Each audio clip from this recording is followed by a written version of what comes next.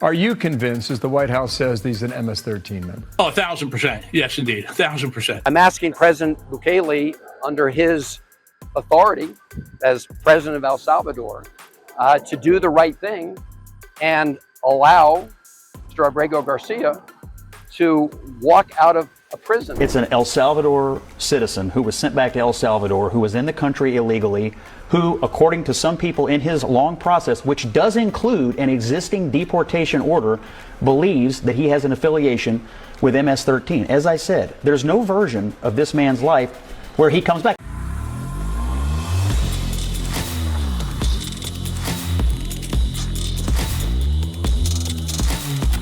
Let's go to Scott Jennings real quick. Scott Jennings breaks down the deportation of illegal immigrants because somehow the Democrats still haven't gotten this. I don't know how many times Trump had to say it, Stephen Miller has to say it, Pam Bundy has to say it, Marco Rubio has to say it.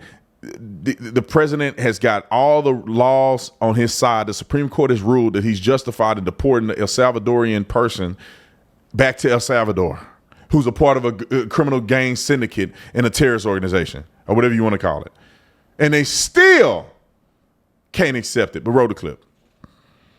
Predicated on something that is not necessarily. They believe every time the Trump administration, every official of the Trump administration that has been in court on this case has attested to the fact that this was an error and it wasn't a mistake. So this, I think you're speaking about their public view of the case. I'm telling you that their view of it is that public. It's an El Salvador citizen who was sent back to El Salvador, who was in the country illegally, who, according to some people in his long process, which does include an existing deportation order, believes that he has an affiliation with MS-13. As I said, there's no version of this man's life where he comes back. And let me say one more thing. The people that want him brought back need to understand something. If the president of El Salvador releases him, and we do facilitate his return, when he lands in this country, one of two things will happen. He will be arrested, and then he'll either be sent back to El Salvador, where he is now, or some other country that I promise you don't want to go to.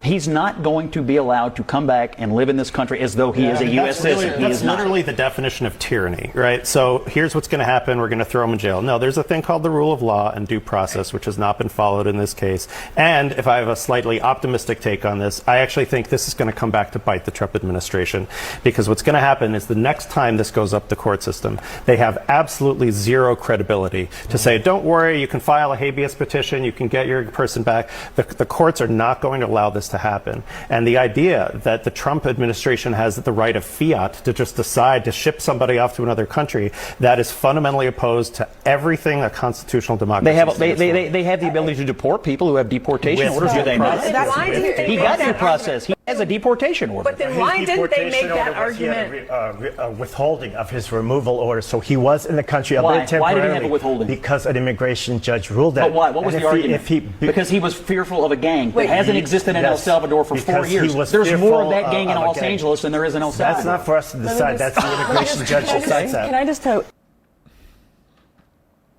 You hear how ridiculously stupid these people are? They still want to argue over and over and over about the same person as an MS-13 gang member that got deported. Why are they wasting this much time, airtime, interview time, talking about a person who was an MS-13 gang member, a gang that has been violent towards people in America and all across the world? Why are they arguing that this dude deserves to be in America? Because they claim to care about due process. I put my life on it. If it was a conservative that did something they didn't like, even as a citizen, they'll be advocating that he get deported or get sent to another country, and they wouldn't find no problem in it. They'll be trying to justify everywhere they can. The Supreme Court ruled that no lower court can decide what national security efforts that the president of the United States will and can do. They have no decision-making eligibility in that. And if the president is deemed a certain criminal organization to be a terroristic threat to the United States of America, he can make the decision to send them and give the deportation order to send them back to their own original country. The El Salvadorian president accepted that and also deemed him as a MS-13 gang member. He won't even release him from his jail. What are y'all even talking about? I don't understand, man. Give me another. What's the other clip?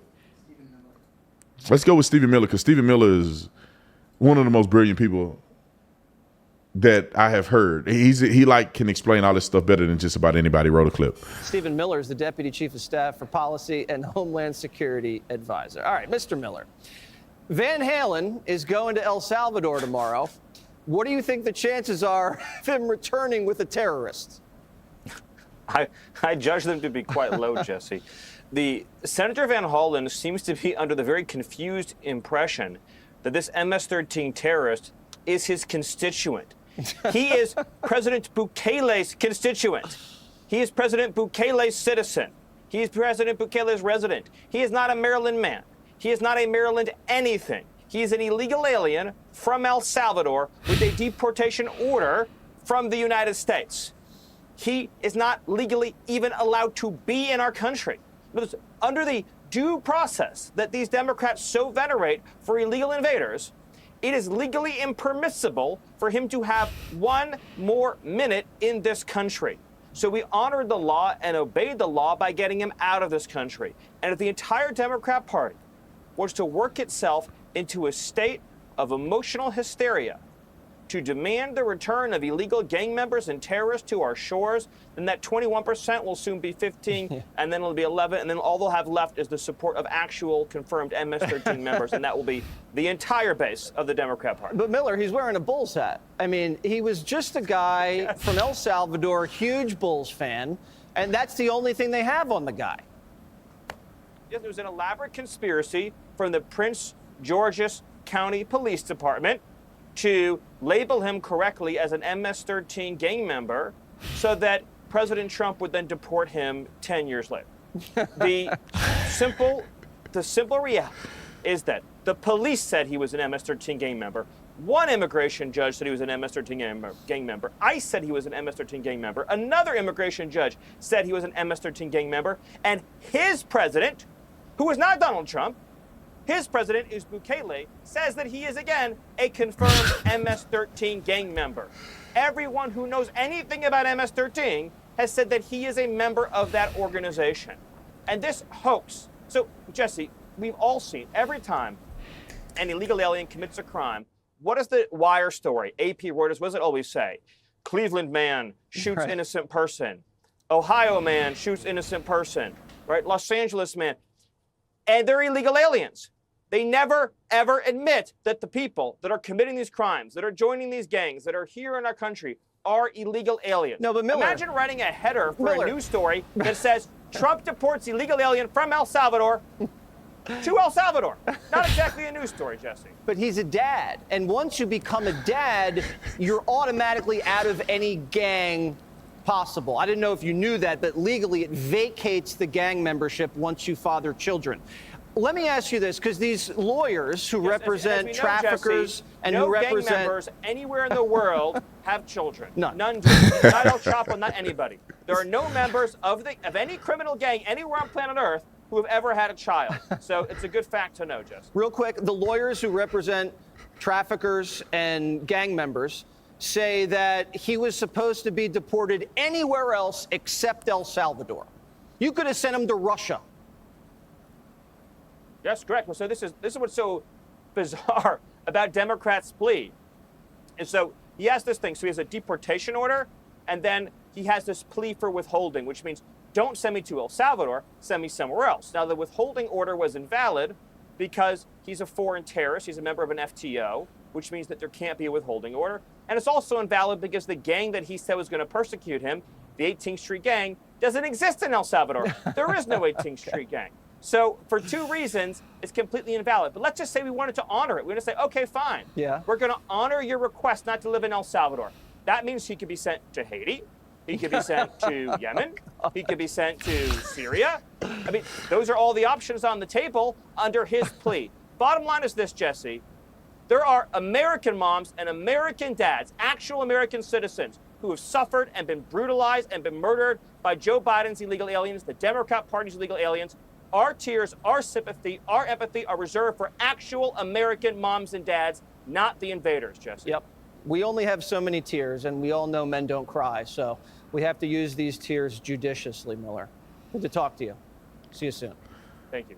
Yeah, I want to interview Stephen Miller one day. That dude is absolutely brilliant. You see the way he articulated that? You see the way he laid that out? I don't think anybody could have done that any better than him.